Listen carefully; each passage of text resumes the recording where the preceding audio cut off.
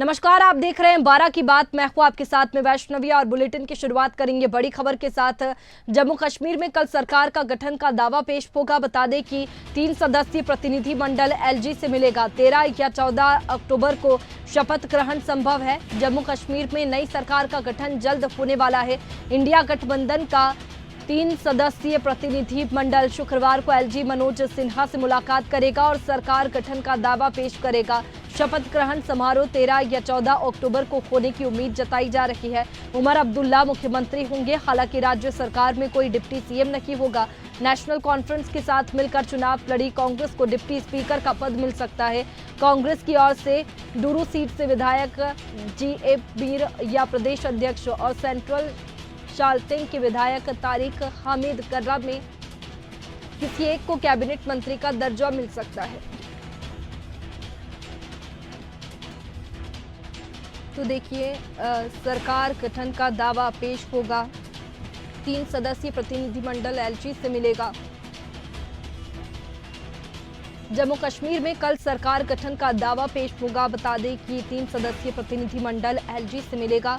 13 या 14 अक्टूबर को शपथ ग्रहण संभव। जम्मू कश्मीर में कल सरकार गठन का दावा पेश होगा। तो देखिए, जम्मू कश्मीर में कल सरकार गठन का दावा पेश होगा। 3 सदस्यीय प्रतिनिधिमंडल एलजी से मिलेगा और इसी पर हमारे साथ में वरिष्ठ पत्रकार सनम एजाज जुड़ चुके हैं। एजाज जी, बहुत स्वागत है आपका इंडिया हेड में। जी वैष्णव जी, बहुत बहुत धन्यवाद आपका, शुक्रिया। एजाज जी, जिस तरीके से नई सरकार का गठन का जो दावा है वो पेश किया जाएगा, ऐसे में सरकार में क्या रूपरेखा होगी? अब आगे गठबंधन की क्या रणनीति होगी? देखिए, रणनीति और रूपरेखा ये दोनों ऐसे मामलात हैं जिन पे अभी बहस करना या अभी चर्चा करना बहुत ही कठिन है। बिल्कुल जिस तरह से इस वक्त एक फुल बहुमत जो है वो नेशनल कॉन्फ्रेंस को मिला है, कांग्रेस उस तरह से नहीं कर पाई है जिस तरह से अनुमान लगाया जा रहा था। भाजपा जम्मू में एक अच्छी खासी अपोजिशन बन के सामने आई है, लेकिन आगे की रूपरेखा जो है वो बहुत ही कठिन इस कारण है क्योंकि समस्या बहुत बड़ी है, बहुत तीखी या यूं कहीं टेढ़ी खीर इस वक्त बनी हुई है। जम्मू कश्मीर में जो नेशनल कॉन्फ्रेंस के जो सरकार अगुवाई में जो सरकार बनने जा रही है, इस सरकार में सबसे पहले है कि जो कल ही उमर अब्दुल्ला ने भी श्रीनगर में जो पत्रकार वार्ता थी उसमें उन्होंने बताया कि आने वाले वक्त में या असम्बली के पहले जो उनका इजलास होगा उस दौरान वो पहली ये जो जम्मू कश्मीर की स्टेटहुड है इसकी रेस्टोरेशन की बात करेंगे। लेकिन अभी से ही स्टेटहुड रेस्टोरेशन को लेकर सवाल उठे और बहुत से लोग ये सवाल उठे, खुद नेशनल कॉन्फ्रेंस के अंदर भी सवाल है कि क्या ये जो 5 अगस्त 2019 से पहले की स्टेटहुड की बात की जा रही है या इस वक्त जो सरकार है वो इस वक्त जो यहाँ पे यूटी है इसकी स्टेटहुड की बात की जा रही है। तो ये बहुत ही कठिन मामला है क्योंकि लोग जो हैं वो 5 अगस्त के फैसले को कश्मीर प्रांत की मैं बात करूंगा, यहाँ पे 5 अगस्त 2019 का जो फैसला है लगभग उसको नहीं मान रहे हैं, उसको बता रहे हैं कि ये उनके साथ जुल्म हुआ है, वो इस चीज को नहीं मानते। और खासतौर पर जम्मू कश्मीर की जो स्टेट थी जिसके 2 हिस्से हुए हैं, लद्दाख अलग हुआ है, जम्मू कश्मीर अलग होकर इसको यूटी बनाया गया है, तो ये बड़ा समस्या है इस वक्त सरकार में या नेशनल कॉन्फ्रेंस में। ये बड़ी बहस है कि हम किस स्टेट की बात करें, हम रेस्टोरेशन की बात करें या हम स्टेटहुड जम्मू कश्मीर को देने की बात करें। उसके साथ साथ यहाँ पे जो कांग्रेस या नेशनल कॉन्फ्रेंस गठबंधन की जो सरकार बनने जा रही है इसके सामने जॉब्स की बात है, अनएम्प्लॉयमेंट यहाँ पे बहुत ज्यादा है। फिर जो रिऑर्गेनाइजेशन एक्ट में बहुत ऐसे कानून है वो यहाँ पे अब तक बनाए गए हैं जिससे आम कश्मीरी जो समझता है कि उसकी रूपरेखा हो या उसका जो यहाँ पे डेवलपमेंट हो, सब में बाधाएं उससे की वजह से आई है। तो उन सभी का जो रिऑर्गेनाइजेशन एक्ट के तहत जो कानून है उनकी वापसी के लिए क्या कुछ करना है। और उनमें सबसे बड़ी समस्या है कि जम्मू कश्मीर के राज्यपाल के पास या लेफ्टिनेंट गवर्नर के पास जो इस अधिकार है उनको देखते हुए ये बिल्कुल समझा नहीं जाता है कि कोई भी नेशनल कॉन्फ्रेंस की जो कोशिश होगी वो सफल नहीं होगी। तो ये बड़ी समस्याएं हैं, इन्हीं के बीच में जो जम्मू कश्मीर की आगे की रूपरेखा है सरकार की वो बनने जा रही है। लेकिन चूंकि जम्मू कश्मीर 2 हिस्सों में डिवाइडेड है, कश्मीर प्रांत अलग से है, जम्मू प्रांत अलग से है। जम्मू में कोई ऐसी जो नेशनल कॉन्फ्रेंस या कांग्रेस को लीडरशिप या ऐसा कोई प्रतिनिधि जीत के नहीं आया है, तो ये भी परेशानी है कि जम्मू के लोगों को भी रिप्रेजेंटेशन नेशनल कॉन्फ्रेंस को देनी है, वहां के सूबे के लोगों की भी आशाएं हैं, तो उनको कैसे अकोमोडेट किया जाए, ये सारी समस्याएं हैं। और इस वक्त नेशनल कॉन्फ्रेंस के सामने आगे खाई पीछे कुआं वाली बात बराबर नजर आ रही है। बिल्कुल एजाज जी, जिस तरीके से गठबंधन पर सरकार तो बनने जा रही है, लेकिन कांग्रेस की बात करें तो ज्यादा सीटें कांग्रेस जम्मू कश्मीर में जीत नहीं पाई है। ऐसे में क्या पार्टी में वो तवज्जो कांग्रेस को मिल पाएगी, वो वैल्यू कांग्रेस की हो पाएगी, क्योंकि ज्यादा सीटें कांग्रेस को नहीं मिली है? देखिए, कांग्रेस ने एक बड़ी कोशिश की थी, लेकिन कांग्रेस की कोशिश जो है वो फोकस है या यूं कहीं केंद्र जो है सीटें जीतने का वो कश्मीर ही रहा।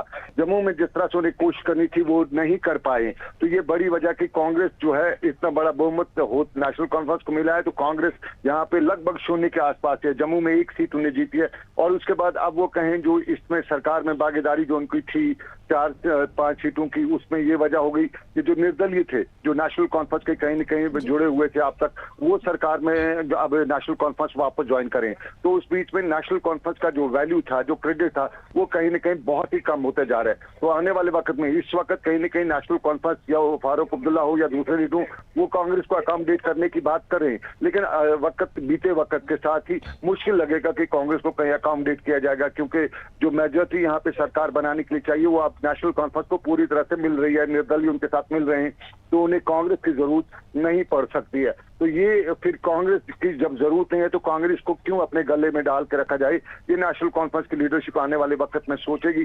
फिलहाल अभी जो है कि वक्त है, इस वक्त हालात में निकलना है, तो नेशनल कॉन्फ्रेंस इस वक्त चुप्पी साधे हुए है, लेकिन बहुत जल्दी अनुमान ऐसा है कि नेशनल कॉन्फ्रेंस कांग्रेस से छुटकारा पाने की कोशिश भी करेगी, क्योंकि बहुत से अधिकारी या बहुत से लोग या पॉलिटिकल जो एनालिस्ट हैं वो बता रहे हैं कि दिल्ली जो है वो अब अगर नेशनल कॉन्फ्रेंस के साथ कोई कंप्रोमाइज करेगी, खासतौर पे भाजपा, तो वो इस सूरत में करेगी कि कांग्रेस को जो है यहाँ पे बाहर रखा जाए, प्रशासन से बाहर रखा जाए। तो उस बीच में नेशनल कॉन्फ्रेंस जम्मू कश्मीर में बीजेपी के साथ डायरेक्टली अगर ना करे, लेकिन बीजेपी के साथ कोई कन्फ्रंटेशन भी नहीं करना चाहेगी, तो इस कारण नेशनल कॉन्फ्रेंस को बहुत जल्दी अलग भी किया जा सकता है सरकार से।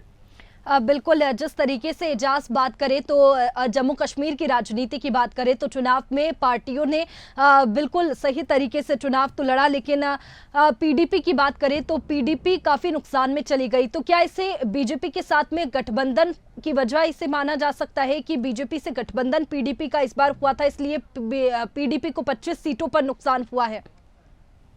देखिए, पीडीपी वॉश आउट हुई है। पीडीपी के 2-3 लोग हैं, वो 3 सीटें जो जीते हैं वो बिल्कुल ये कह सकते हो पीडीपी नहीं जीती है, बल्कि वो जो कैंडिडेट हैं वो अपनी उनका जो लोगों में उनकी एक्टिविटीज थी या अपना उनकी आइडेंटिटी थी, उस वजह से जीती हैं। पीडीपी टोटल लगभग 0 हो चुकी है, और उसका सबसे बड़ा कारण है जो बीजेपी, आम लोग भी यही कहते हैं कि नेशनल कॉन्फ्रेंस, ये जो पीडीपी और जो भाजपा का अलायंस 2014 में हुआ था वो सबसे बड़ा कारण था। और उसके बाद महबूबा मुफ्ती के कुछ बयानात, क्योंकि आमतौर पर यहाँ जब भी महबूबा मुफ्ती कहीं जाती थी तो लोग उन्हें ताना कहते थे, उनको टॉफी याद दिलाते थे, उनका एक बार राजनाथ सिंह के साथ जो वार्तालाप हो रही थी उसमें उनका एक शब्द का उन्हें इस्तेमाल किया था कि टॉफी लेने गए हुए थे, वो वर्ड इस्तेमाल हर जगह पर होता है जब ये पीडीपी की महबूबा मुफ्ती कहीं पे भी जाती थी। तो खास तौर पे यहाँ पे अगर देखा जाए तो पीडीपी को सबसे बड़ा दचका वही है कि जो इनने बीजेपी के साथ 2014 में अलायंस किया, और आज भी लोग उस अलायंस को नहीं भूल पाए, क्योंकि 2014 के बाद जब 2019 हुआ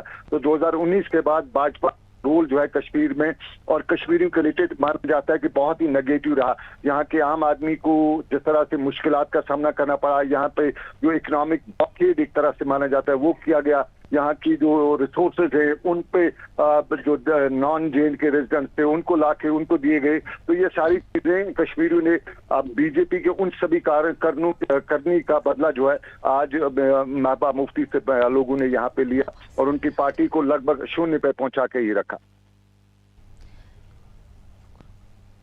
बिल्कुल एजाज, जिस तरीके से यहाँ पर बात की जाए तो जो गठबंधन का दावा जो है, सरकार बनाने का दावा गठबंधन ने पेश किया है, अब देखने वाली बात होगी कि इनकी रणनीति आगे की क्या होगी, इसके साथ ही क्या रूपरेखा के साथ में ये काम करेंगे आगे। बहुत शुक्रिया आपका एजाज जी हमारे साथ में जुड़ने के लिए।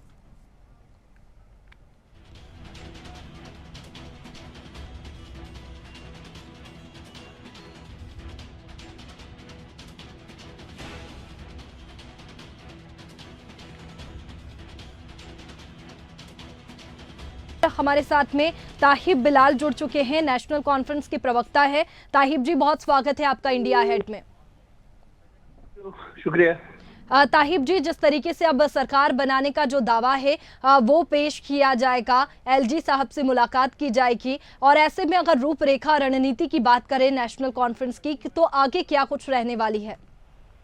देखिए, सबसे बड़ी बात है, अभी तो हमारी लेजिस्लेटिव मीटिंग हो जाएगी, तो इसमें उमर साहब को हम नॉमिनेट करेंगे एज अ लीडर, और विद इन 1-2 दिन के अंदर अंदर हम उमर साहब एक शपथ लेंगे, और विद इन 4-5 कैबिनेट मिनिस्टर की बात होगी कि यहाँ सबसे बड़ी कैबिनेट होती है 25 मिनिस्टर की, लेकिन बदकिस्मती से जो 5 अगस्त 2019 को जो डिसीजन हुआ था, कश्मीर और स्टेट को डिसग्रेड किया था, यूनियन टेरिटरी में बना दिया, लेकिन ये वो असेंबली थी जो हिंदुस्तान की सबसे मजबूत असेंबली हुआ करती थी, लेकिन बदकिस्मती से आज सबसे कमजोर असेंबली जो 2024 वाली असेंबली हम देख रही थी। लेकिन इंशाल्लाह उम्मीद कर रहे हैं कि विद इन कुछ 1-2 महीने के अंदर अंदर हम उम्मीद कर रहे हैं कि honourable prime minister of India से कि वो इस स्टेट को रिस्टोर करे।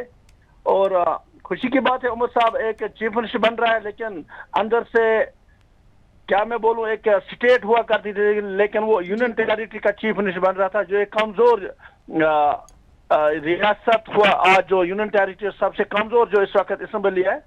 लेकिन उम्मीद कर रहे हैं कि यही रास्ता है कि उस चीज को पाने के लिए जो हमसे छीना गया था, ये एक रास्ता है, एक जमहूरियत के अंदाज से हम कोशिश करेंगे कि एक स्टेट को बहाल करने में। बिल्कुल, अब देखने वाली बात होगी कि आगे की नेशनल कॉन्फ्रेंस की रणनीति क्या होती है, किस रूपरेखा पर वे आगे काम करते हैं। बहुत शुक्रिया आपका हमारे साथ में जुड़ने के लिए शाहिब जी।